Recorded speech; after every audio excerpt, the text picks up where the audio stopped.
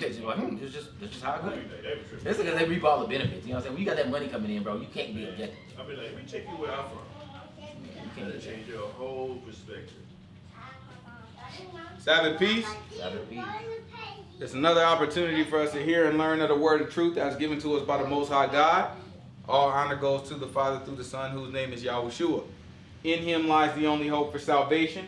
We know that it is obtained by grace through faith, not of works, lest anyone should boast, and given freely as a gift to all who obey him. We understand that if you do not obey him, it's made manifest or made obvious that you do not believe.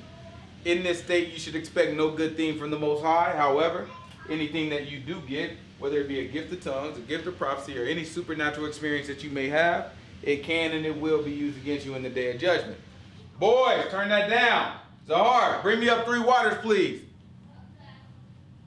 That said, peace to the saints that are in the room, to the saints that couldn't make it, but no peace to the wicked. The only thing we say to them is repent that they might live. Where we want to start off, Daniel? Wasn't there something I was just talking about?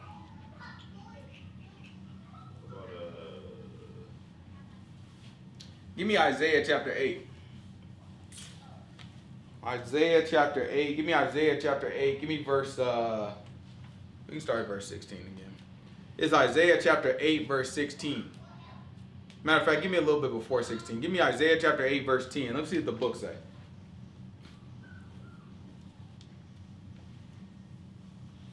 It's Isaiah chapter 8, verse 10. We just shoot through this real quick.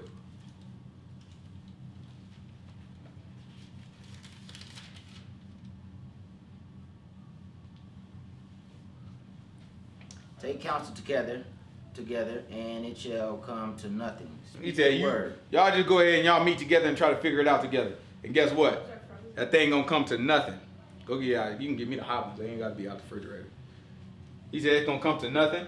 Speak the word, and it shall not stand. Okay. For God is with us. For the Lord spake thus to me with a strong hand, and instructed me that I should not walk in the way of this people, saying, say ye not a confederacy to all them to whom this people shall say, a confederacy. All right, when you say fear, nor be afraid. When he say ye not a confederacy, he's saying these people are scared, right? He's like, man, listen.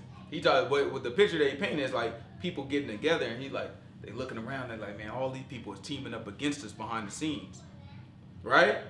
What does that sound like today? Everybody gathering up together against it. What does it sound like today? When people fear something that they can't see, and they assuming that everybody, you know what I'm saying, behind the scenes, in dark rooms and tables. Conspiracy. All right? The Illuminati. That's what he's talking about. It's the same idea. He says, say not a confederacy. If you look at that word, it's really the same word as conspiracy. But when we think of conspiracy now, we think conspiracy theory. But conspiracy, thank you, son. Conspiracy, all it really means is saying that people are conspiring together, right? Yeah, people conspiring together. They're working together to do something. So what he's saying is, he's like, don't have to fear these people that somebody working together for your hurt. You can't, you know what I'm saying? He's like, all this thing that you fear, he said, don't have that fear. That's why I ain't gonna say never. But that's why I don't roll with that Illuminati stuff. First of all, I don't believe it. I just don't believe these people that smart. Not the way y'all, I'm not saying it's not a group called the Illuminati. I'm not saying it's not even a secret society. I'm not even saying there ain't no powerful people, you know what I'm saying, that's really, you know what I'm saying, doing whatever they're trying to do. But to say that these people is planning stuff out and it's happening the way that, you know what I'm saying, they plan, yeah, right. These people are not smart, bro. They're just not. You know what I'm saying? A lot of people just not smart. You know what I'm saying? That thing just falls, plans just darn fall apart. People don't plan right. They don't know what they darn doing. I ain't believing that stuff just because you white, you supposed to be, you know what I'm saying? It's like, to me, it reinforces the racist ideas. You know what I'm saying? It like reinforces that white people way smarter. Because white people, they in a room and they planning out the world and everything falls and everything that happens, it was planned, and every incident is a false flag and it was planned by this guy, and you know what I'm saying? No. You know what I'm saying? These people dump money into something, try to see how it works, it don't work out, they dump money into something else. These people look, you know what I'm saying, they look into the world, they try to, you know what I'm saying, find an opportunity for themselves, they try to exploit that opportunity. Sometimes it works, sometimes it don't. A lot of this stuff is just happenstance. All of this stuff is just God's plan. Yeah. You know what I mean? All of it. And they think, you know what I'm saying, they might grab Isaiah. Give me Isaiah Give me Isaiah. Give me Isaiah. What I want? Isaiah. We 8 right now. We gonna come back to 8. What I want? Maybe 7. Assyria. Yeah, it's on the king of Syria. Yeah. Rod of my anger. Is that what I want? 7. 7 is talking about. Nah, 7 talking about Emmanuel. Yeah. Yeah. Give me what is it? 9 then? Is 9 what I want? Assyria. Rod of my anger. 10. All right. So give me Isaiah chapter 10. Give me Isaiah chapter 10. Probably about verse what? No, verse. Give me like verse like what 21 say? The remnant shall return, even the remnant. That's too far. 5 where it start? 5. All right, let's just read from 5 because I can't remember exactly what I want.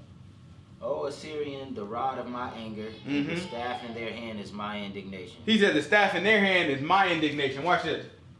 I will send him against the hypocritical nation. He gonna send them against these hypocrites. Watch this. And against the people of my wrath will I give him a charge to take the spoil and to take the prey and to tread them down like the mire of the street. He said, I'm gonna give him a charge. In other words, I'm gonna command him to do it. I'm gonna tell him, yo, go over there and take all that stuff. Watch this though. So God said, Assyria, he working out my will. He doing what I want him to do. I'm gonna tell him to go do it. Watch this. Howbeit he means not so. He said, howbeit he what? Means not so. In his mind, he don't know what he darn doing. What he think he doing, God? Neither does his heart think so, but in his heart to destroy and cut off nations, not a few. In his mind, he said, I'm running the show. I'm about to destroy and cut off nations, and I'm not going to just do a few of them. He said, I'm about to do a whole lot of these things. In his mind, I'm running the show. In his mind, I'm the king. In his heart, he means not so. Most like God tell him, no, go over there and go do it. In his mind, you know how that translates? You know what? I think I want to destroy a nation today. In his mind, that was his idea. Most like God send the spirit to go tempt him to do it. You know what I'm saying? Then his mind is like, oh, that's a good idea. I should go take over this nation. That's what's happening with these people. If it work out for them, we can't be attributing to it. Oh well, these people just you can't play with these Illuminati, man. It's all a plan, and they just trying. Oh please, people are stupid. You think a king of Assyria is smart? He's in there doing the bidding of another darn man. Don't even realize he's doing that smart. You a darn fool. He's here taking out nations for the man. Now most of our guys looking at him laughing. That's why I laugh at these sinners. It's funny. It should be funny, man. The whole book are here telling you it's true, and you sit here still molding along, doing your own thing that's not really your own thing. You put all that effort into building something for yourself just to find out it was a trap. Yeah. Right? This is Isaiah chapter 8. Let's get back to it. What was that? 10 is that? Isaiah 10 is what I'm looking for when I say Assyria, rod in my anger. Okay. So this is Isaiah chapter 8. I think we left off verse what? 17, 18? 12. All right, this is verse, oh yeah, we started back at 10. So this is Isaiah chapter 8, verse 12.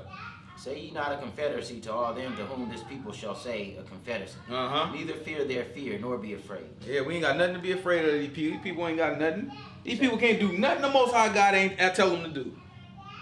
So if it happened, guess what? If I'm doing the right thing and it happened to me, guess what? All right, God. Well, I'm gonna sit here look like rebuking the devil.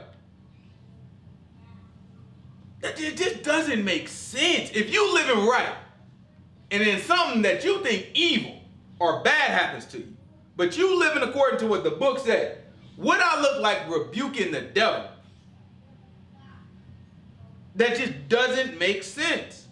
If it happened, guess who authorized it? I'm gonna appeal to the boss.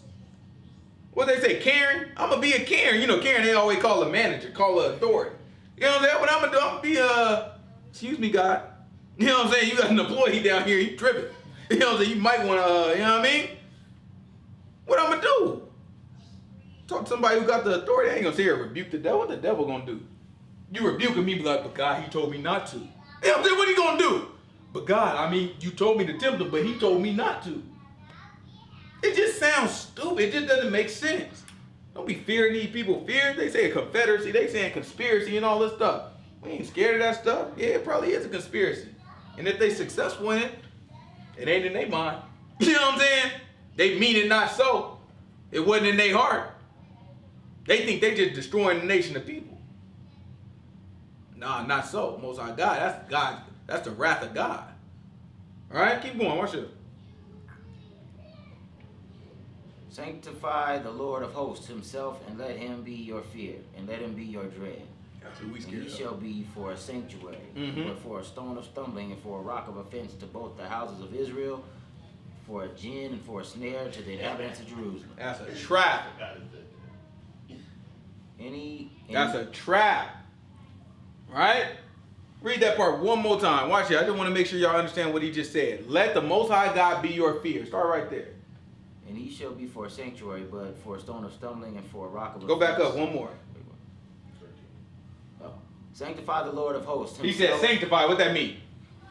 Set apart. He said set him apart, right? Separate him from all this other foolishness that you got. Put the Most High God over here in his own section, by itself. Separate him, right? In your heart, right? I got this special place for the Most High God in my heart. That's what you do first. Now?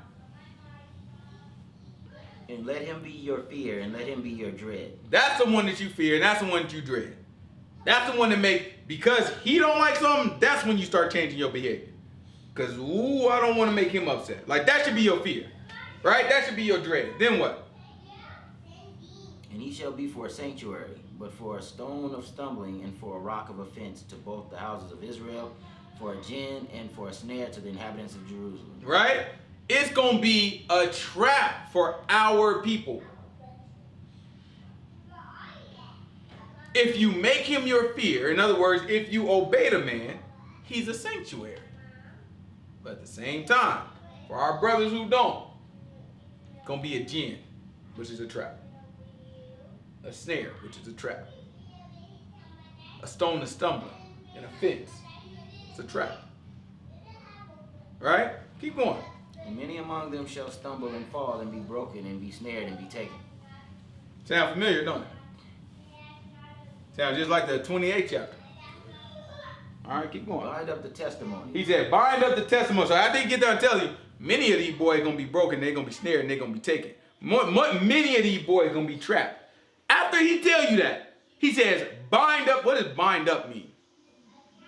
Gather it together. Just tie it up. Seal it. Bind up the testimony. Seal it, right? Watch this. Seal the law among my disciples. He said, seal that thing. Close it. I just got done telling you, look, if you fear this man, he'll be a sanctuary to him. But let me explain to you, a whole lot of the people, they're going to be trapped by it.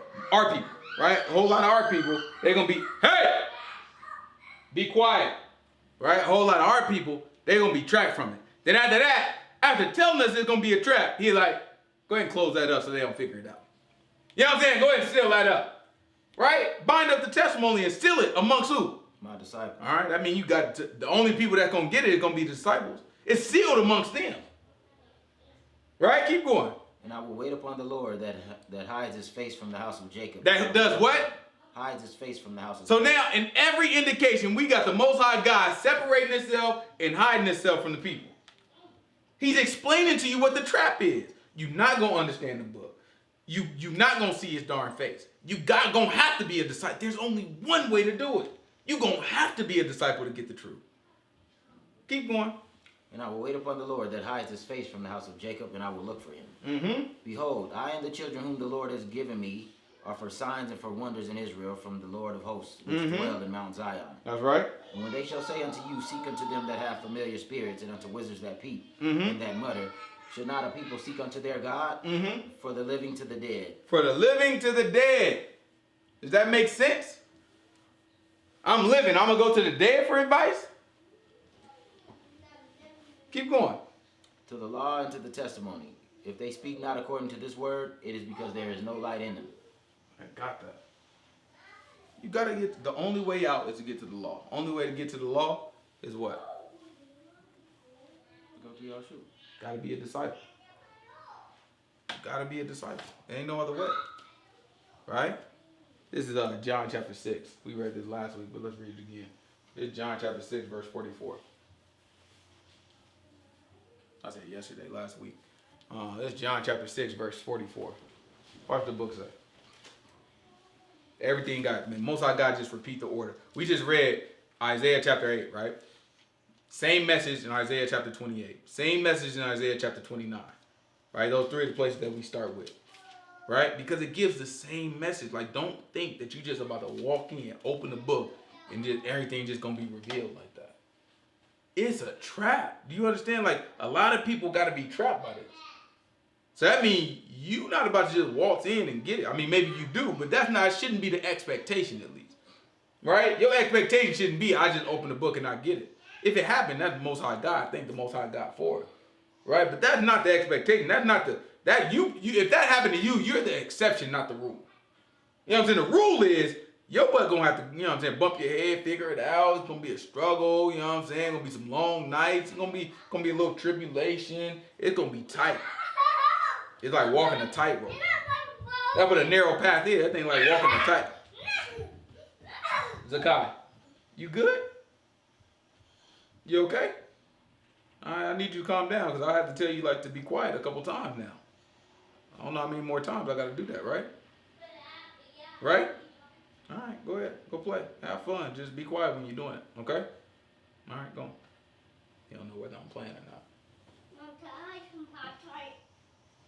There's something wrong with your kid.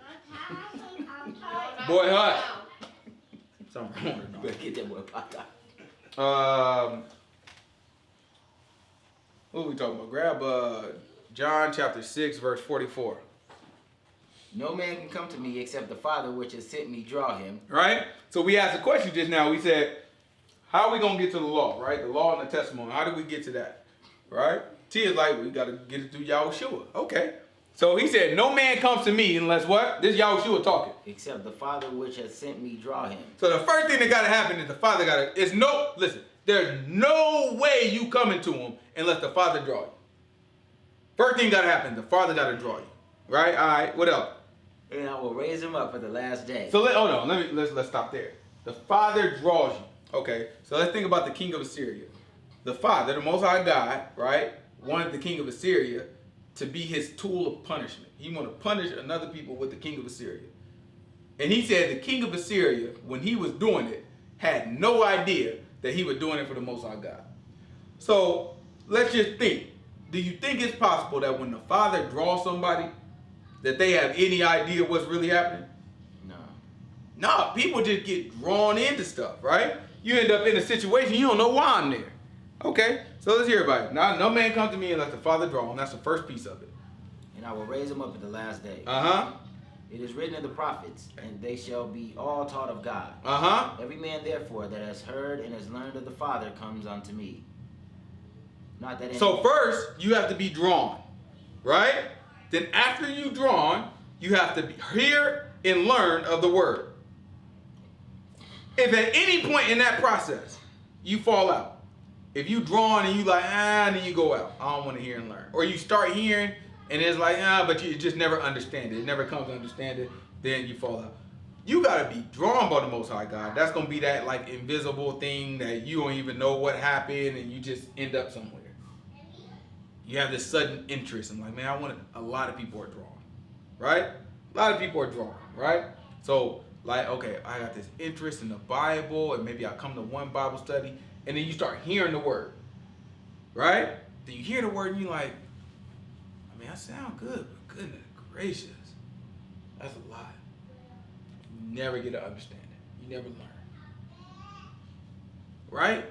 You have to hear and you have to learn in order to become a disciple. That's it. And when they say learn, that's understand. And when you understand, that's reflected. Understand that a lot of people think they understand. A lot of these people think they understand the book. We're not talking about you thinking that you understand. Understanding is reflected in obedience. Right? If you don't have obedience, your butt do not understand the book. Because if you understood, you would obey the Most High God. Period. Right?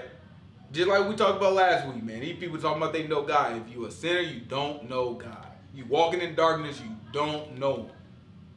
Period. You think you do. I get it and I understand it. People didn't taught you that you know God just because you know what I mean, you go to church or whatever. You don't know him. Trust me, you don't know. It's better for you not to know him because you're a darn sinner. If you knew him and you was a sinner, it ain't no more sacrifice. You done. Just confess. That's what do you think a man talking about when he say confess? Grab for me Leviticus chapter 26. People just ain't got nowhere. I mean, just to get in the door, the teaching ain't there. You ain't got nobody that's even teaching enough to get you in the door. They are way on this other stuff. Well, let me tell you, man, see the third head and the beast in Revelation is really saying this, that, and the other. They off on this, and they might be right. But they ain't teaching you enough to get you in the door. Yeah. You mean to tell me you know what the third head in Revelations is, and your butt don't know what you need to be saved? That's crazy to me. You got to know both of them. You know what I'm saying? Most High God, I don't know where he said. He's like, do that one without leaving the other undone. What verse is that? What am I talking about? He's like, do that one and don't leave the other one undone. That's Matthew 25? You know what I'm saying? You got to do both of them. When you get on the law, the Pharisees call them hypocrites. He was like, scribes and Pharisees, hypocrites. You straight out of that. Is that it might be. You should have these without leaving the others undone. Right? Yeah, that is it. Yeah, that is it. You know what I'm saying? You gotta do. You know what I'm saying? You gotta do the whole thing. Yeah. Where we at? Yeah, Leviticus chapter 26. Give me verse 21. I can't really remember, but I want to say it's like, oh no, it's way further than that, right? It's like 40. What I want is like 40, 39 maybe? Yeah, you're right. 39? 41? 40. This is Leviticus chapter 26. Give me verse 40. If they shall confess their iniquity. Watch it. He said, if they shall confess their iniquities.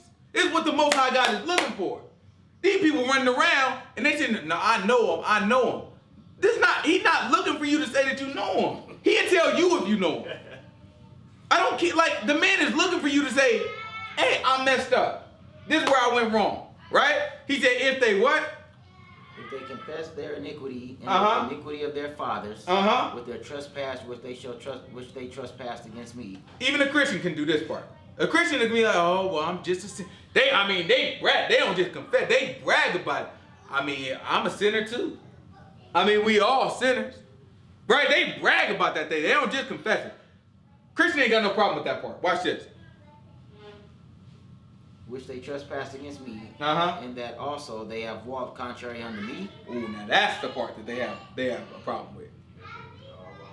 Even though I'm sinning, this is Christian mindset. Even though I'm sinning, right? I still love God. They won't admit that they walking contrary to him, though. That's a part that's very difficult. But this next one is even more difficult for a Christian. Watch this. And that I also have walked contrary unto them. Oh, no. A Christian can never admit that God is walking contrary to them. You know why? Because, brother, even in my darkest days, God was right there with me. In their mind, God been there they darn hooking and crooking and darn sitting. The Most High God the whole time just sitting next to him. Don't worry about it. I still love you. They sitting there laying in the bed. Don't listen. I see it all, but I still love both of you. You know what I'm saying? They go in there, they stealing from something. Gunpoint. You shouldn't be robbing that guy, but even if you do, you do make it look like that. I still love you. You know what I'm saying? Most High God with them the whole time, just walking with them, and they just committing sin. Man just told her, he said, do what? He said, sanctify me in your heart. How am I going to be next to somebody doing sin if I'm sanctified? That just don't make sense. I almost want to go get, what is it, Habakkuk? Oh, let's grab, we coming back to this. Let's grab Habakkuk, because we got to grab this, then we got to get back to where we was really going. The just all about faith. Yeah, nah, we want, is it Habakkuk that I want? Habakkuk is like, why you let these sinners prosper? No, I want Habakkuk chapter 2. Habakkuk chapter 2. Is that what I want, or am I thinking of something else? It depends. How many chapters in Habakkuk? Should only be 2, right? Yeah, give me a quote though. Give me I want the laundry. I mean not laundry. The unclean. I think that's Habakkuk. Habakkuk 2. I want to say it's like verse 8 maybe. It's not right in the front.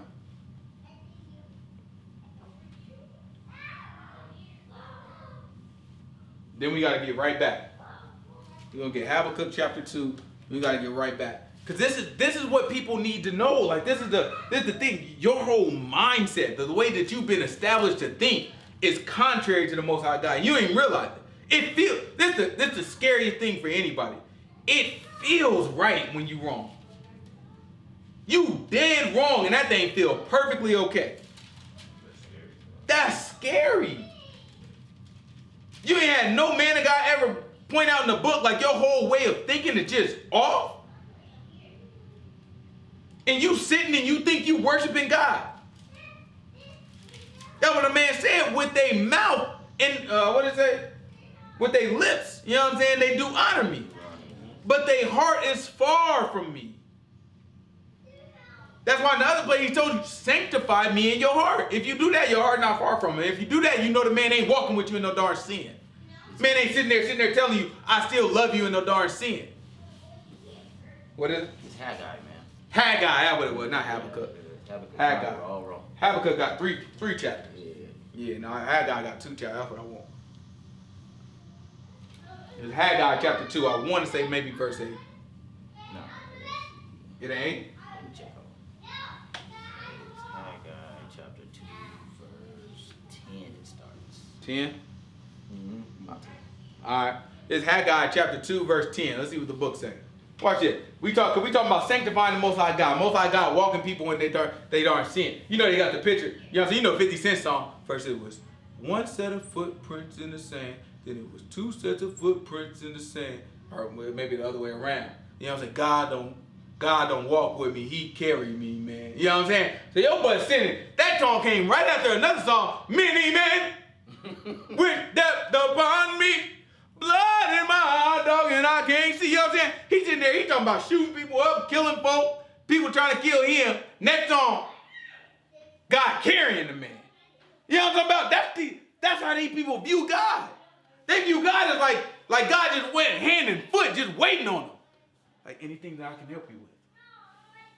Oh, I see. I'll help. No, contrary, my good sir. You know what I'm saying? Exact opposite. Like the Most High God is just sitting here serving you hand and foot. You do realize you got to serve him, right? Like your whole brain is set up backward. The devil done ran a darn number on our people. For real, man.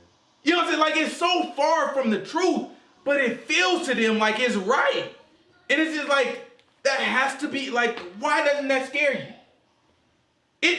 The way I would imagine, like if I even feel like I got one thing wrong in the book, like just a little thing, I can't describe to y'all the feeling that I get in my heart. You know what I'm saying? Like the times that I found out I was teaching something wrong, oh, that thing kills me on this. I be like, my heart started burning. That thing feel like something pierced through it. So when I read them Bible verses, like, oh, it pierced your heart, I'm like, man, I know what the man talking. I feel it. That thing is real. You know what I'm saying? Like, I be like, and it's right here, boy. I be like, boom. I be like, whoa. Scared, my stomach darn fall, all that, bro. So I'm sitting there like, what's going on? So I imagine, like, if I had this silly mindset that God loved me no matter what I do, he walking with me even through my hard time, even when I'm struggling, even when I'm falling through sin, he picked me up and he carried me and this, that, and the other, da. And I'm reading, and I start reading some of this stuff we're about to read, I think I would have had that feeling. As a matter of fact, I did have that feeling when I read the book for myself. I was like, oh, this is all wrong. You know what I'm saying? Everything I've been hearing, I haven't heard nobody talk about any of this. Everything. It's whole blotches of the Bible I've never heard nobody talk about. And them things. A lot of it. Like, not even just a little bit. It's like. I mean, hold on. Like, the whole book is like, I never heard it. I never heard any of that. It's whole blotches of things. Like, I ain't even talking about history, I'm talking about just instruction. I'm talking about clear, like, you need to do this and you should not do this. It's like, why did nobody care to, like, this pretty informational and it's easy to get. Like, it's not like no super confusion, parable, no. Yeah. This is like pretty straight up and down. Like, if you do this, you a sinner and God don't know you. Like, dang, me, as a Christian pastor, I read that, I start every sermon that way. Like before we get started, everybody 1 John chapter 3. You know what I'm saying? Just to make it clear. Yeah, I mean, I just want to make sure everybody understand where we at. All right, it's Haggai. I mean, because the Most High God walking with these people, right? So it's Haggai chapter 2, verse 10. In the 24th day of the 9th month, in the 2nd year of Darius, came the word of the Lord by Haggai the prophet, saying, Thus says the Lord of hosts, ask now the priests concerning the law. He said, ask the priests concerning the law. Watch this. If one bear holy flesh in the skirt of his garment, and with his skirt do touch bread, or pottage, or wine, or oil, or any meat, shall it be holy. Right? He said, if I got holy meat, this meat has already been sanctified, sacrificed, and all this. It's holy meat. Right? Declared holy by the Most High God. I'm carrying this meat. Right? And then with the meat, I end up touching something else, like bread, just some regular bread, some common bread. Right? You know what I'm saying? Like I brush across, you got a sandwich right there, I just brush across it with the meat. Right? This holy meat though. I'm a priest. Can't just anybody eat my darn meat. Right? So then I'll brush across a sandwich. At that point, should I take that sandwich and be like, oh, can't just anybody eat this sandwich now? Right? Let's see what the answer is. And the priest answered and said, no. Then said Haggai, if one that is unclean by a dead body touch any of these. So he's saying, let's reverse it then, right? The answer to that was no. If I brush up against the darn sandwich with my holy meat, that do not make that sandwich holy. So he's like, all right, let's switch it then. Let's switch the scenario. If I got some unclean, what did he say? Unclean body? If one that is unclean by a dead body touch any of these, shall right? be unclean. If I'm unclean by a dead body, right? Books say I'm unclean. You got a sandwich and you got holy meat.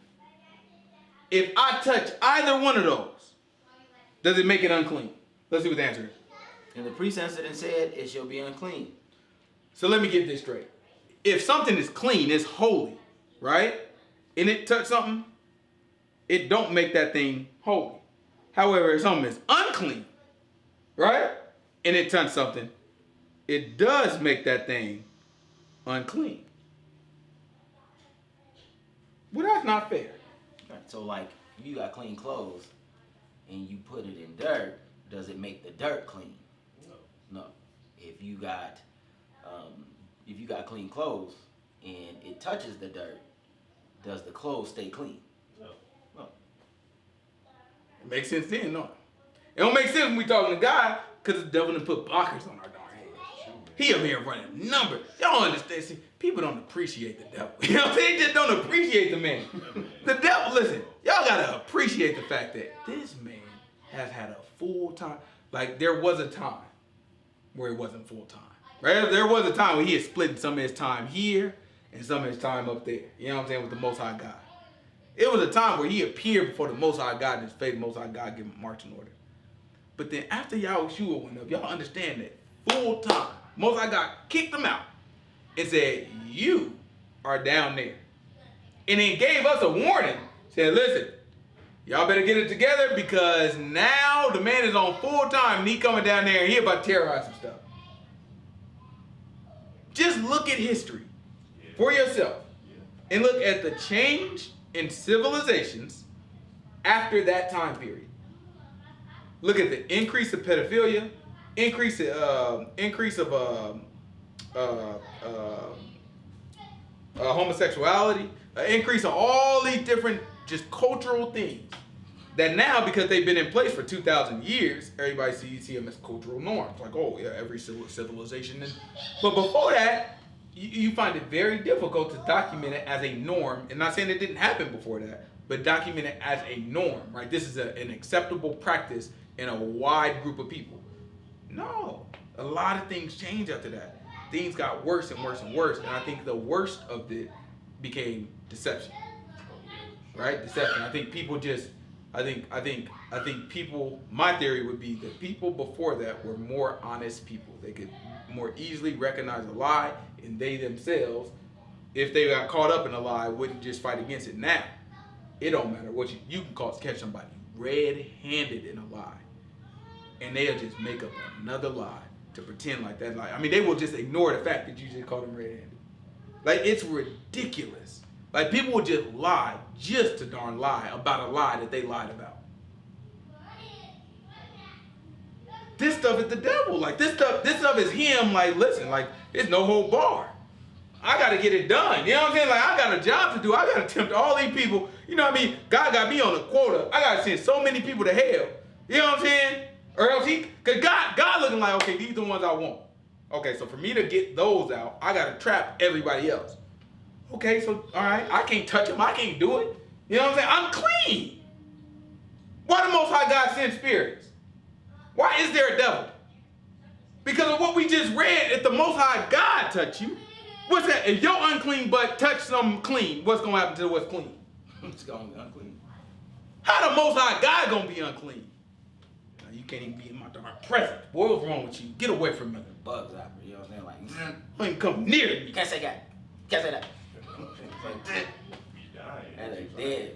You know what I mean? The moth get to the little trap and That thing done. Zap. He already got a defense mechanism set up. You get too close, your butt just fall out. We read it in Isaiah. Isaiah up there with that chapter 6. Yeah. Isaiah's like, man, he just start feeling like, oh, I'm a man of unclean lips. You know what I'm saying? You know what I'm saying? Messenger had to come over to him like, okay, yeah, don't even worry about it. Put the coal on his lip. Like, you good. You all right. You know what I'm saying? Get up. You all right. We going to see that throughout. Anybody come near God, everybody going to fall out. Every one of them fall out, bro. Just, I laid prostrate on the ground. You know what I'm saying? All of them prostrate didn't mean your butt was stretched. You know what I'm saying? But stretched out on the ground. It was when y'all in John, you know what I'm saying? When they went to try to get them and they fell down. Yeah, all they butts fell back. Like, you know what I'm saying? You can't just sit here and touch an unclean thing. Not in you, the Most High God. That's crazy. Something got to be made clean first. Something got to be sanctified. And the only way to clean something, you got to kill something. That's the only way that's all cleaning is. You killing the dirt. Killing 99.9% of germs. You know what I'm saying? That was making clean it. You kill it. Something got to die. So that's why the man brought the coal over. You know what I'm saying? He had to burn something off. Something had to die. Right? That's what we look at. You can't just look at something or touch something and make it clean. You got to kill something to make it clean. That's what everybody got to do. That's why the book say, every man must die. Then comes judgment. After that, the judgment. After that, the opportunity to become clean. Right? It gotta happen. It ain't no other way to look at it. But people don't know that. People aren't looking at it. They looking at it like God next to me and he walking with me. That don't make no sense. That goes against the book. You don't understand what you're talking about. You gotta be clean. How the man gonna sit here? You a sinner. How the man sitting here watching you smoke crack? That don't make sense. Don't even worry about it. I mean, I still love you. Man, I'm darn love you. Not you doing that. That's crazy. Clean yourself up. Clean yourself up. Prove out the man love you. Prove it out. Don't just say it and whisper a myth. Prove it out. I'll tell you how to prove out the man love you. Die as a faithful man or a faithful woman to his word. You die that way, or I prove it. That man loved you. Cause he ain't no love. He ain't love, man. I'm telling you, he don't even know somebody who committed iniquity. He don't even know you, or he never knew you. Let's jump back over in Leviticus chapter 26. Leviticus chapter 26. Give me verse. 41. It's Leviticus chapter 26, verse 41. So we already talked about sinners. You know what I'm saying? Or Christians, rather. Sorry. Same thing. Christians, they tend to have trouble, you know what I'm saying, with confessing their iniquity, right? But then there are some that have no trouble with that. They would, you know what I'm saying, I'm a sinner and I still sin. You know what I'm saying? We all sinners. I sin every day. I got to repent every day, right? Some of them that are, I mean, they almost brag about it, right?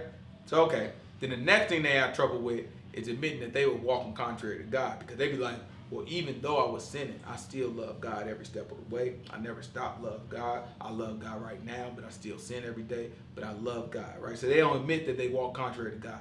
But the hardest one, the very hardest one, is to admit that God was walking contrary to them, because they have the idea that the Most High God has been with them throughout all of their sin, throughout everything they do. The Most High God has been with them. So if we read this, the Most High God is asking three things of us. Right? These three things. Go ahead. Start back at 40. If they shall confess their iniquity and the iniquity of their fathers, with their trespass which they trespassed against me, and that also they have walked contrary to me, and that I also have walked contrary to them, and have brought them into the land of their enemies, if then their uncircumcised hearts be humbled, and they can accept the punishment of their iniquity. Then will I remember my covenant with Jacob, and also my covenant with Isaac, and also my covenant with Abraham will I remember, and I will remember the land. We have not accepted our punishment. And that's what we see. That's why we walking around, we talking about ADOS, right? We talking about, man, we American descendants of slaves. That's why this is so difficult for our people to accept. Although ADOS also have not accepted our punishment, they're closer to it because what they looking at is, they looking at, we are poor. We are in a terrible condition. These people got to repair us. We have to admit that we need repair. Now, we admit that we need repair from America, which is right and just as far as America goes. But the true repair has to be from the Most High God. You understand? So the people that we try to tell this ADOS message to are just like the people that we try to tell the book's message to. Because in both scenarios, we cannot admit our true condition. And as long as we haven't admitted our true condition, then we can't do what the Most High God is asking us to do right now. We haven't humbled our heart and we haven't accepted our punishment. Matter of fact, why would I be punished by God? Because He's been with me this whole time. And why would I confess that I've been walking contrary to Him? Because I've been with Him this whole time. I've been loving Him this whole time. And matter of fact, I sin, but I mean, everybody sin. So that's not really a problem. And this is our mindset. So on all three, there's many people on all three that can't do any of them. Some can do one. Very few people can do two, but almost no one can do all three.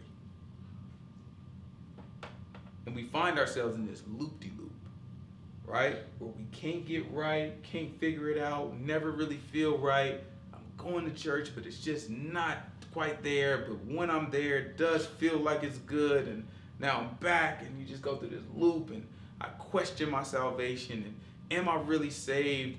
I mean, but I feel saved. But I mean, Pastor told me I'm saved. Okay, I prayed last night. I feel good. Okay, I went to church, and that was very encouraging. I'm ready for the next week. But am I really saved? Because look what I just did last night. And you just keep on doing this stuff. Keep on. There's no question when you believe the book. You know it. I committed a sin. I never knew the man. And it's right to believe that way. It's clear. It may hurt, but it's clear. You're like, okay, I never knew the man. I know exactly what I need to do, and I know exactly what I can't do. All this other stuff, just believe. I mean, you just gotta believe. I mean, just you have no idea where that line is. It's a fairy tale. It is a fairy tale. I mean, all you gotta do is just believe that He died on the cross. That's it? What do you mean that's all I gotta do? What does that mean? What do I mean, believe that He died on the cross for my sin? What sins? The sins that I'm about to commit? Like the ones I'm about to do tomorrow? That's the ones He died for? Oh, okay. No. Book say He died for the past sins, didn't He? All right, now we got to get it. This is Romans chapter 3. I don't know when we're going to actually talk about Yahushua. Old book about him. That was a trap. Y'all fell for it. And my coworker was, she was like, so the whole time, everything I thought was wrong, you telling me? I was like, don't take it personal. Me too. I grew up just like you know what I'm saying? We all black, you know what I'm saying? All our parents was Christians and churches and deacons and pastors. I was like, so when you read it, you just get clarity. That thing is unbelievable, right? I mean, if you just, like, away from, like, what the book says, let's say we never look at the book, and you just have these two young black guys. You know what I'm talking about? Two young black guys. You know what I'm saying? Don't have perfect English. Laughing and playing all the darn time. And they come up to you, right? And they tell you everything, like, you can't name a church that's telling it right. All these, and then you look at the church and it's like, okay, that's Bishop Dr., you know what I'm saying, Theodore Ralph III. You know what I'm saying? And he been doing this for 30 years. And his daddy was a pastor. And his daddy was a pastor, and he did it for 45 years. And his daddy was a pastor. And you look at that and you like, nah. Right? I mean, you never look at the book. Forget what the book said. But just looking at it, you mean to tell me all the churches is wrong and y'all two goofballs are right? Yeah, okay. You know what I'm saying? That thing is unbelievable. It don't make no darn sense. Like you mean to tell me in this sentence that you just gave me, you just condemned my mama, my daddy, my grandma, my grandpa on both sides, all my darn cousins and brothers and sisters. Like you just put all us in hell. My dead grandma, I mean, you put her butt in hell too. Everybody, you talk, all of us, we just believe in wrong. but your goofy butt right. Okay. Right? So I empathize with it because I mean, I be looking, I know, I sound ridiculous. Don't tell me I get it. You know what I'm saying? Like I get it. I know. I didn't want to be that guy. Like, you know what I'm saying? You asked. I know how it looks. You know what I'm saying? Like, I wish the Most High God let me, you know what I'm saying, do a lightning bolt. So I'd be like, yeah, see? You know what I'm saying? But he ain't gave me nothing like that. He just gave me the word. That's all I could do. You know what I'm saying? So now it's like, they looking at you like you're crazy. But deep down, there's a few. Most High God is drawing. That they know and be like, it's something that's being said that sound right from them, bro. Yeah, she kept asking all the right questions. And that almost never happens. I'm telling you, it's deep down. There's a few. That's the draw. That don't mean that they're there. They still got to hear and learn, right? You got to go through the whole process. But listen, they got to the end of their life. Now, I don't know if the end of their life tomorrow, tonight, or 30 years from now. I pray it's 30 years from now, so they got time to get it right. You know what I'm saying? But who knows? But they do have to the end of their life. And the Most High God see that part through. I don't manage that, right? I don't manage the end of their life. I ain't got no part of that. Only part I got is urgency. You got to do this today. You decide not to, that's on you, right? But my job is to tell you, you got to do this today. It's the book. It's what it say right now. You know what I'm saying? I can't tell you about, listen, you probably got 7 more years, so go ahead and get it all out. Take your time. Just try to figure it. I can't tell you that because I don't know if you got 7 more years. Maybe you do. Maybe you don't.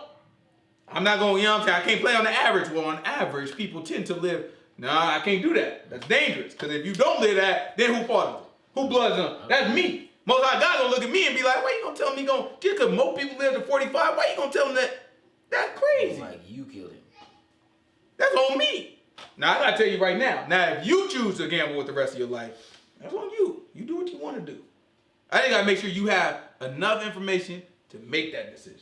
Or you had at least the opportunity to get enough information to make that decision. Right? Let's see. Where we at? Romans 3. It's Romans chapter 3. Let's see what sins he died for. It's Romans chapter 3. I have no idea what verse. It might be somewhere in the middle. What's the last verse? 31. So let's see what 15 say. Their feet are swift to shed blood. Destruction and misery are in their ways, and the way of peace they have not known. This is 3? Yeah. Is it before that? Beginning. Nah, I think I want to say it's like maybe. What 20 say?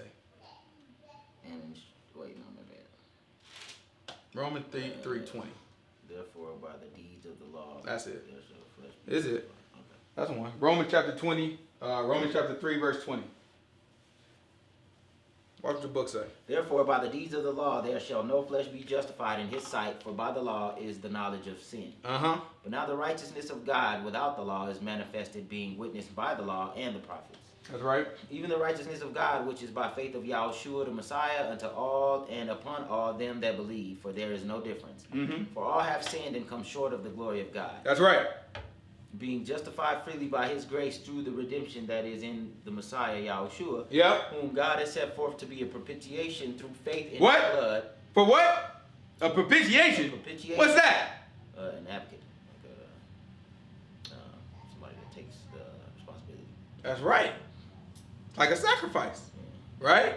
He's become the sacrifice. Keep going. Through faith in his blood, to declare his righteousness for the remission of sins that are past. The remission of sins. What remission mean? To take away. Right? So the taking away of sins that are what? That are past.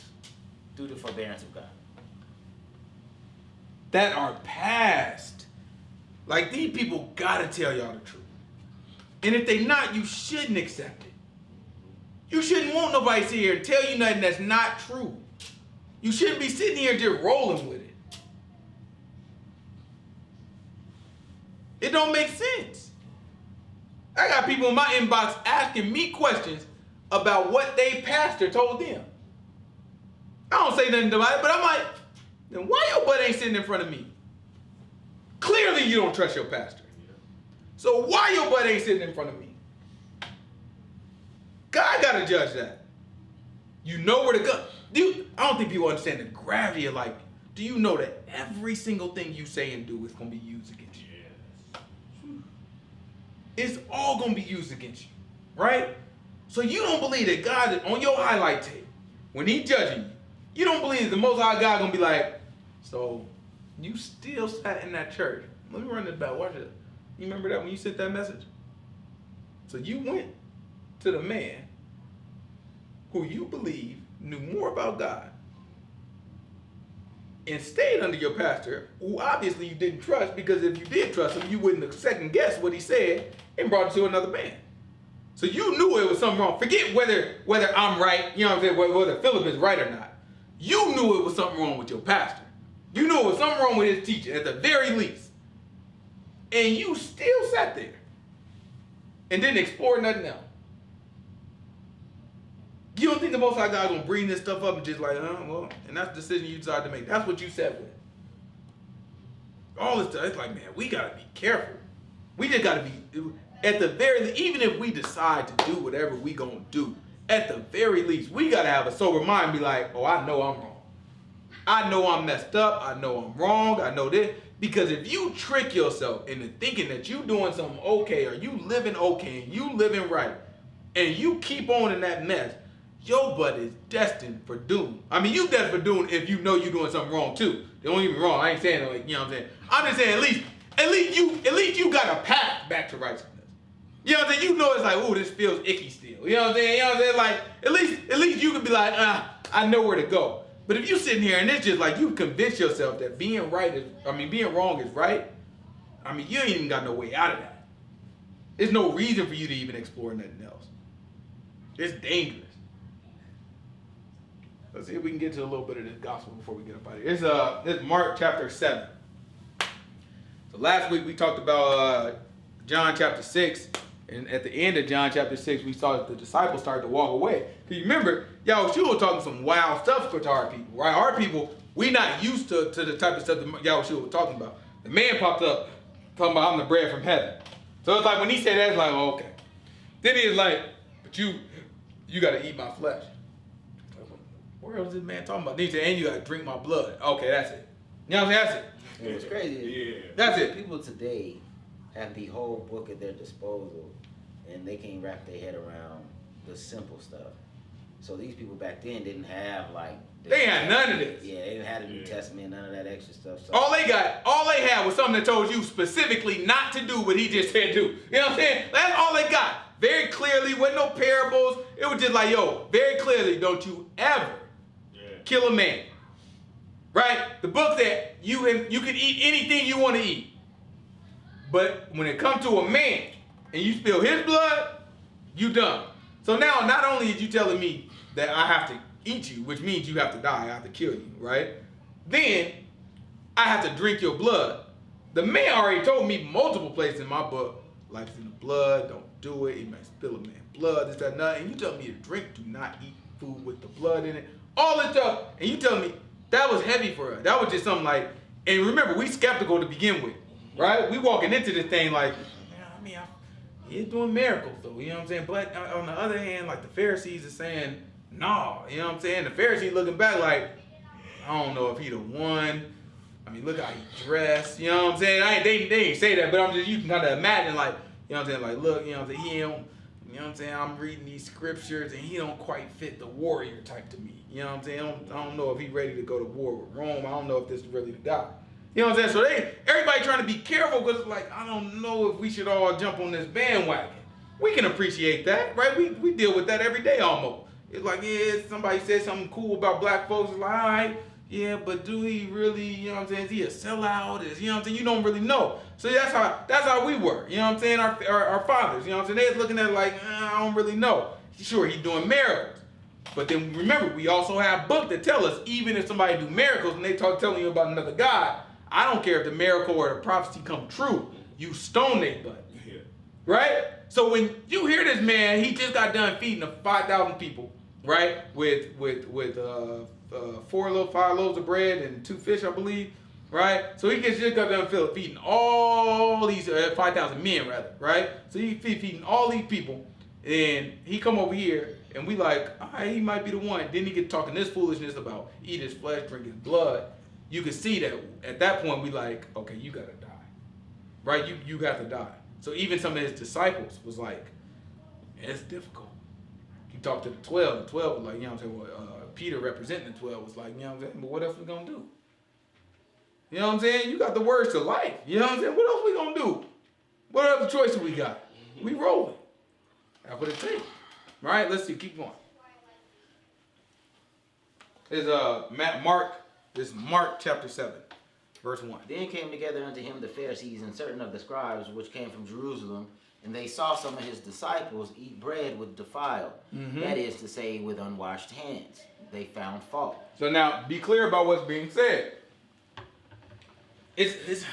We look at this, and if you this is one of those verses that are taught in a Christian church, right? You can go to a Christian church and you can get this. You know what I'm saying? So typically when you hear this being taught, we look at this as look at those Pharisees, see they legalistic and this, that, and other. But let's just stand back. And they take it as a cloak for unrighteousness by saying, see, you know, Messiah, not worried about this, not worried about being unclean, not worried about that. Like, basically they use this as saying Jesus be giving a whole bunch of people passes. But look at what's actually happening, right? And then think about what's going on right now. Read it one more time, and I just want y'all to think about what's actually happening and think about what's happening today. And the Pharisees and certain of the scribes which came from Jerusalem, and they saw some of his disciples eat bread with defile, that is to say, unwashed hands. So and they found fault. They found fault because they nasty butts was eating food without washing their nasty darn hands. Is that about right? That's what he said. That's what he said. What's being pushed at every store we go into, every darn at our jobs, the CC, what's it called? The CDC. You know what I'm saying? What are they telling us every darn day right now? Are they sinners because of that? No. So that means we have to understand what's happening. What does this mean? Like, why is this being mentioned? Is washing your hands wrong? No. Pharisees looking like wash your darn hands, boy. I mean, if you take away the Most High God from all this, it ain't nothing wrong with the Pharisees. We find fault with somebody eating with dirty darn hands. We tell our darn kid, get your nasty butt up. You just got done digging in your darn butt and you just gonna go and grab on my darn scent. I'll slap you in your darn mouth. We tell them go wash your darn hand. That's nasty. So what's different here is the Pharisees are looking at this is what God is commanding you to do. Versus this is what I personally find fault with. Right? Personal preference. A personal preference. At my job, there's a compliance officer, right? And anything that we change that's related to a regulation, she needs to review it. Now, she is extremely sharp, right? Extremely sharp. She you can't get nothing past her. She notices everything. Extremely sharp, right? So we'll have stuff and we'll give her this whole packet. And she'll mark the whole thing up. In other words, she finds fault with the whole thing, right? So we'll start going through it. My compliance officer do that. We'll go through it and she'll be like, so on this question, it asks services or merchandise. But over here, it says that they're only asking that question because it's services. So why does it say services or merchandise? And it's like, does it matter? Right? It's like, okay, it says services or merchandise. Is it wrong if we keep it just like that? Like, are we breaking the compliance rule? Well, no. But I just want to know why. Okay. So that's not a compliance issue. You just personally find fault with it. Yeah. All right. So is this one a compliance issue? Well, that one's actually a compliance issue. Okay. So what I always try to get her to do is like, tell me which ones are your like suggestions or ones that like, hey, I think this process could be better with this or this, that, and other. And then tell me the ones that's like, this has to be done. But she puts all of it on there as the same. And since she represents compliance, guess how I'm going to take it? All of these are compliance areas. But that's not necessarily true. That's exactly how the Pharisees were. When I'm a Pharisee, so everything that I represent is of the Most High God. And I'm not separating what's my personal preference. I'm just separating. I'm telling you I'm the representation, or the Pharisee group is the representation of what it is to be right with God. So if I tell you, don't, boy, if you eat with dirty hands, then that's communicated as, Most High God, you a sinner. You eating with dirty hands. So that's what, when we read this, that's what Yahushua is addressing. He's separating, this is what y'all talking about. This is what the book talking about. He's not telling you, like no one is going to advocate eat food with dirty hands. But this is the kind of Christian thinking. Like if you take their logic and how they deal with these things, they sit here and be like, well, I mean, you see them Pharisees, the Pharisees ain't saying, that's not the problem what the Pharisees was like trying to encourage the people to do. The problem is they didn't separate what was truly a sin from what their personal preference was. And the same thing is happening today. But when you miss that point, you can't identify it. Let's read it. Let's see. For the Pharisees and all the Jews except they wash their hands often, eat not, holding the tradition of the elders. They wash their hands often. Ain't nothing wrong with it. We've been telling her right now, wash your hands at least every 20 minutes and wash your hands for 20 seconds. That's good. I didn't want all these Christians just call out the CDC. Be like, you a sinner. Keep going, watch this. And when they come from the market, except they... I defend the Pharisees. They eat because I understand. I don't like it. It's like, let's charge them like God charged them. Y'all charging them with extra stuff. I don't like it. You missed the point. You missed what the book is trying to teach you. They couldn't have known because God hid it from them, honestly, but there's a lot. Yeah, I empathize with it. It's tough for them to know, and they don't got the whole Bible either. Yeah. They just had the law of the prophets in the history. They didn't. You know what I'm saying? These Pharisees, y'all was some sinners, but I ain't about to let these sinning Christians pick on y'all either. You know what I'm saying? They the same. Christians and the Pharisees, in my mind, Christians and Pharisees is the same. Low-key worse, because low-key worse. They got the whole information of the book. Yeah, you're right. Low-key worse. High-key worse, maybe. You know what I'm saying? These boys, they the same. Keep going, watch this.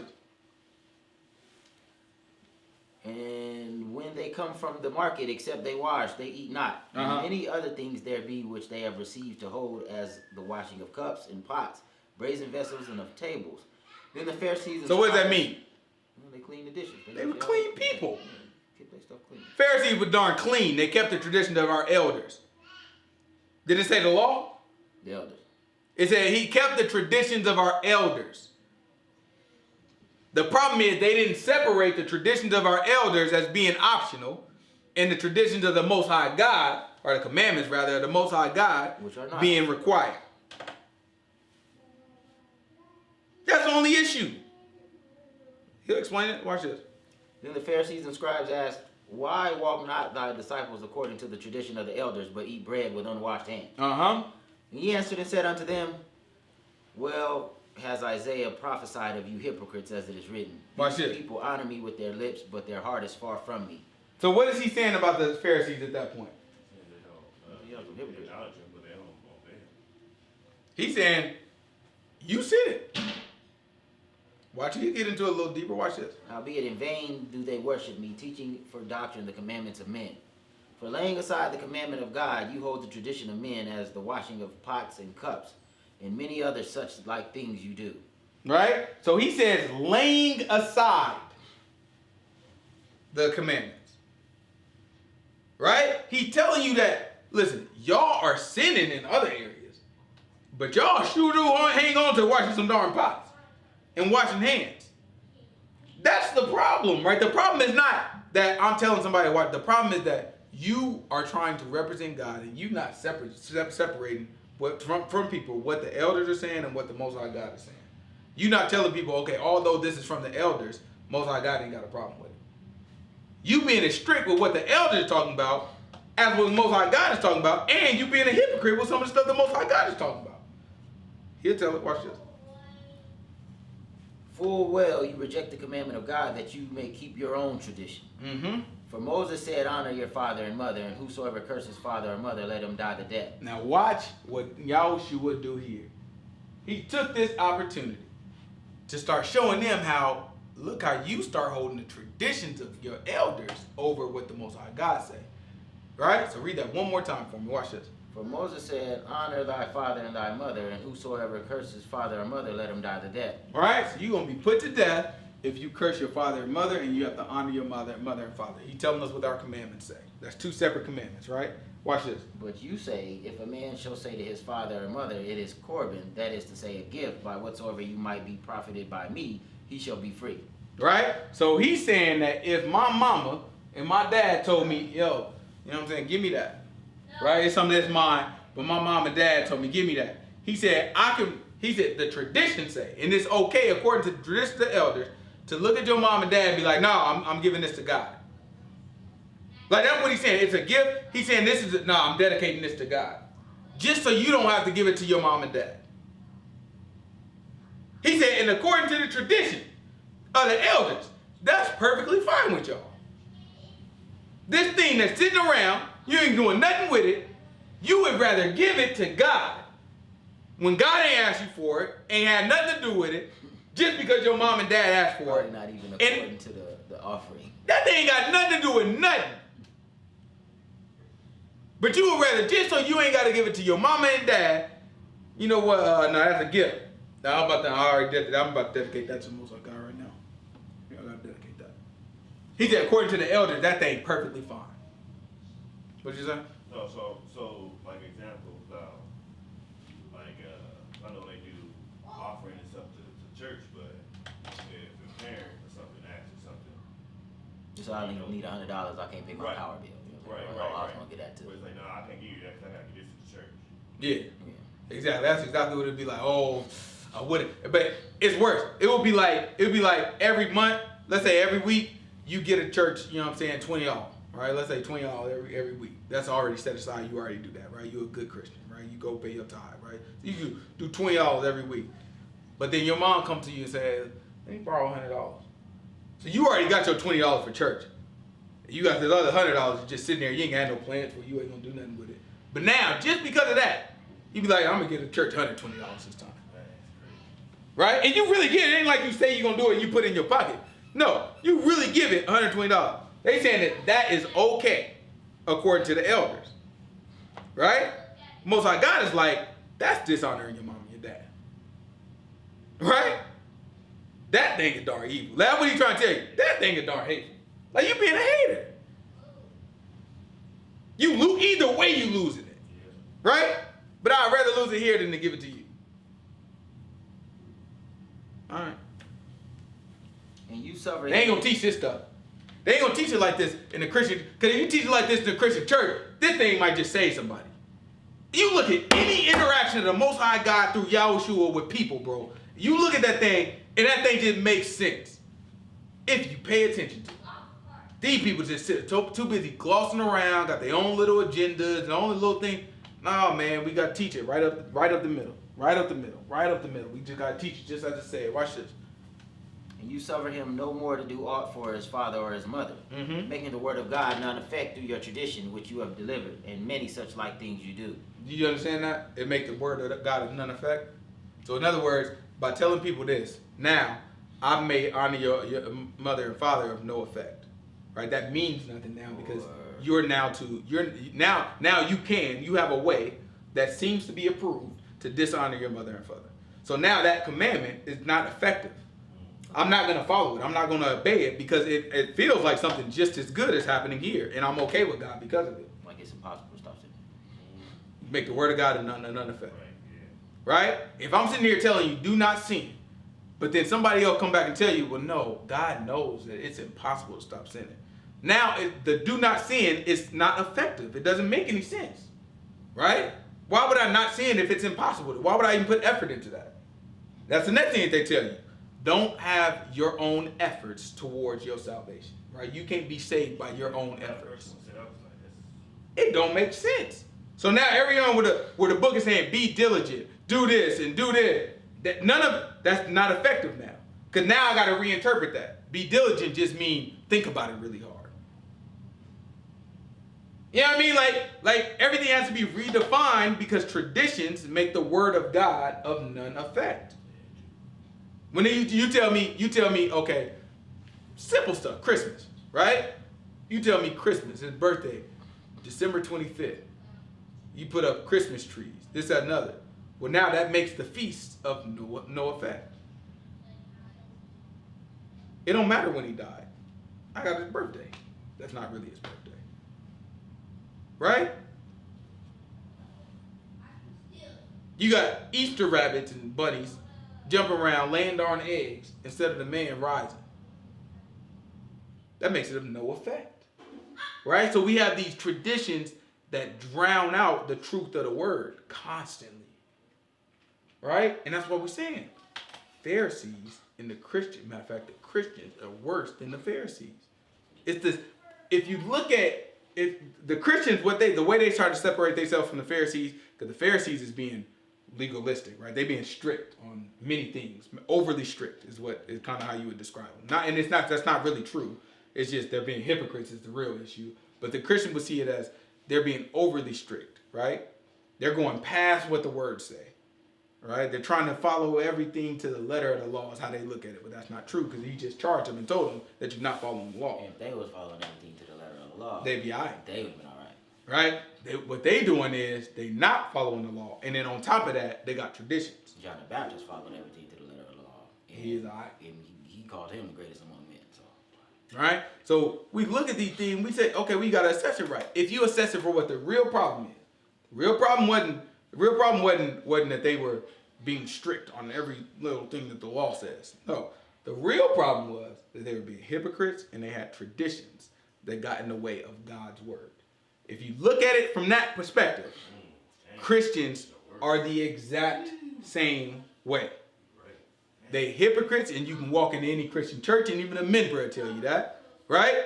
And they put traditions over the word of God. I got a friend constantly. I had a friend at work who was married to a pastor's daughter, and his stories be wild.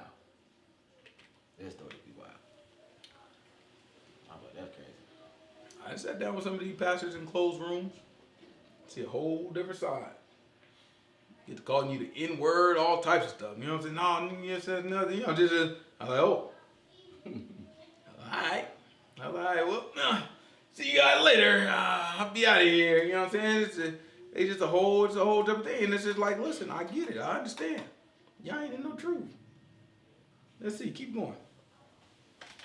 See if we can finish this up. And when he had called all the people unto him, he said unto them, hearken unto me, every one of you, and understand. There is nothing from without a man that entering into him can defile him, but the things which come out of him, those are they that defile the man. Right? So he's trying to explain to you that nothing, no inputs into your body can defile you. Right? Physically is what he's talking about, right? So no physical inputs, right? Nothing that you can eat, nothing that you can do that can defile you. He's talking about spiritual. Right? So no physical thing that comes to you that can defile you spiritually. Right? Keep going. But the things which come out of him, those are they that defile the man. Right? The things that come out of you signify that you are defiled. Right? Saying, what comes out of the heart of the man. So that's what he's saying, like out of the heart of man, these things. Yeah. Well, let's see. If any man has ears to hear, let him hear. And when he was entered into the house from the people, his disciples asked him concerning the parable. Right? So he said that recognize they asked him concerning what? The parable. So we look at it, literally what he said is nothing that you input into your body can defile you. Only the things that come out of you can defile you. So now, not everyone understood that, because you might look at that and you'd be like, wait a minute, so nothing that I input in my body, so I can eat unclean food and not be defiled. I can eat, although our book tell us it's unclean, so you defile, right? So it's like, wait a minute, that don't make sense. I can eat a pig and not be defiled. That just doesn't make sense, right? Because physically that just doesn't make sense. And then everything that come out of me, so when I poop, that's unclean, so I'm defiled. So it's like I eat the pig, not defiled. I poop, that came out of me. That means I am defiled because poop is unclean. So physically, you might look at that and be like, I just don't get it. It was a parable, right? So the disciples had to come back and was like, what you mean by that? Because remember, the disciple, that's the one he revealed it to. So they waited later and watch what he explained to them. And he said unto them, are ye so without understanding also? Do you not perceive that whatsoever thing from without enter into the man, it cannot defile him, because it enters not into his heart, but into the belly. Right? He said it enters not into his heart, but it enters what? Into the belly. And then what happens? And goes out into the drought. Purging all meats. He said, don't you understand that your body, it already got mechanisms set up. He's like, yeah, sure, you might be eating something defiled, but your body takes it in, and it goes in you, and then you digest it, and then it comes out. He's talking about poop. You poop, and then that purges. That's your body's mechanism of cleaning your body. Right? Okay, when I ate something unclean, show me in the Bible where it tells me that I'm defiled for the rest of my life. If I touch a dead body, how long am I defiled? 7 days.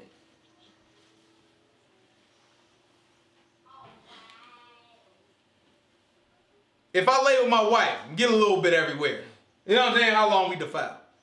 Till you wash in water. Defiled in the morning. Till the morning, right? Till even. Okay. Right? We're hopping. You understand, when a woman is on her thing, she got her issue.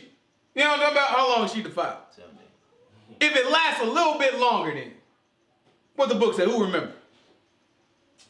I don't remember that. If it lasts longer than the 7 days, the book say that you wait another 7 days. I think the book say you wait another 7 days, and then after that, if she has spotting, I believe, then you go, you take a shower, and you clean in the evening. At any situation, it always tell you to do what? Clean. Be clean. You're gonna be clean. Take a shower. Wash yourself. Every situation of uncleanness, the man say, get your butt in water. Like, we look at it and be like, oh, I could not live. You hear people say, everything you do make you unclean. Is that nothing? Your butt can't take a darn bath. The man tell you to take a bath, and we sit here like, God, back then. Every day anyway. You bathe every darn day. When I looked at that, because I was guilty of it too. I was like, goodness, great, that thing tight. You know what I'm saying? It's like, goodness, women, you can't even this, that, and the other, da, da, da. I was looking at it like, the man just tell you to take a bath. We look at stuff, we don't look at the Bible for what it is and like put ourselves in the moment. So when we read and like go in the water, you know what we imagine? 7 priests has to be surrounded, and they're dumping holy salt inside of the water, and they're mixing it up. So we imagine like some grand ritual and everything, but that's not what the book says. It was only that strenuous because God was in the wilderness in the camp. When we got to the land, it's not even strenuous. Yeah, that's what we do every day, even without these people that sinners that never read the book is doing this stuff. Some of them. You know, there's some funky people. Like, it's some people, I ain't gonna talk about it, but there's some people from out of the country that work at my job. I'll be in the elevator with them like, you know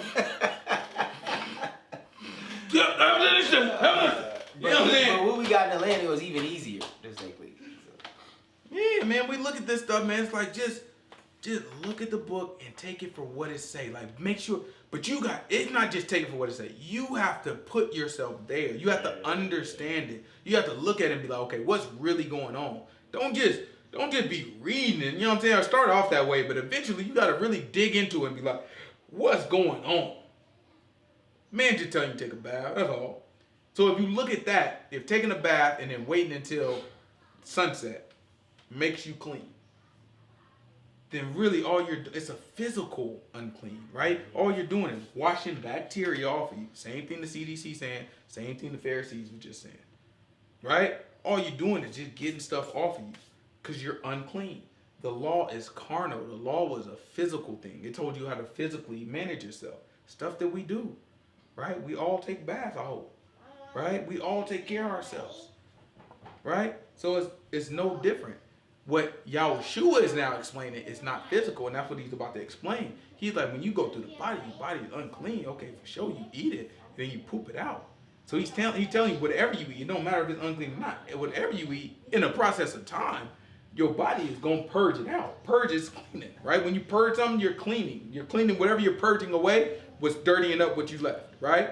So the purge is you doing the same thing. That's like 99% of all germs are killed by Lysol. It's purging the germs, right? So he's saying, okay, you know what I'm saying? Like, you go through that process, you purge it out. So it's cleaning you, right? Keep going, watch this.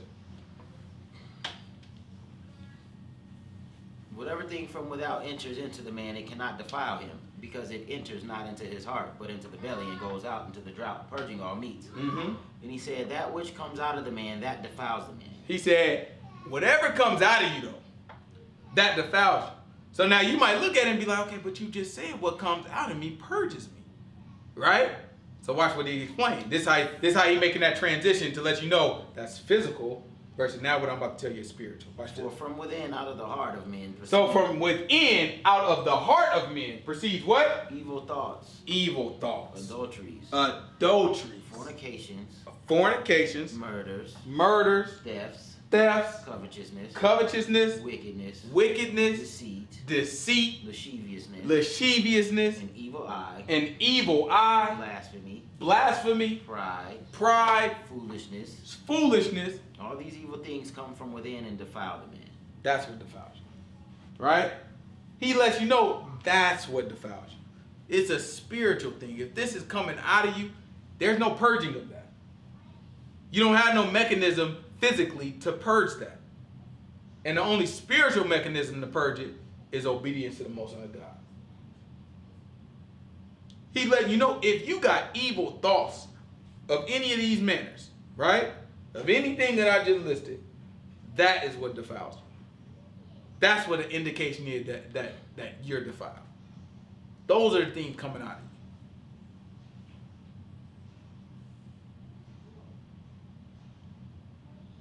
They ain't gonna do nobody that. You know why? Because it's easier to just point to the Pharisees and just be like, they legalistic. It makes this thing so fairy tale. It's like you're never gonna get it. They legalist, like God mad at somebody because they followed the law too much. Or we did too much of what I said. Boy, how stupid does that sound? How you make God a hypocrite? Like if you let them tell it technically, what they saying is, yeah, I told you to do that, but that wasn't the spirit of what that was. You got to look at the spirit of the law. That's what they try to say. Sure, I told you to do that, but that wasn't the spirit of what I was trying to tell you to do. What in the world type of weirdness that y'all aren't teaching these people? Y'all got people out here confused. I tell you, man, if y'all watching or whatever, and you sitting in one of these churches and this thing sound like anything like your darn church, you run, get out. Trust me, it'll be better off. I don't care if you don't believe what I'm saying is true. Believe what I said today is true. You know what I'm talking about? Even if you don't want to listen to me, you be better off sitting your butt by yourself reading the book every Sunday morning, and just like you when you were going to church, than you would taking your butt out, sitting under these darn pastors, letting them dumb you down. Ain't no point in doing it. The book gonna be the truth no matter how you try to slice it. And we ain't gonna do nothing but teach the book over here. Any questions? All right, let's pray out.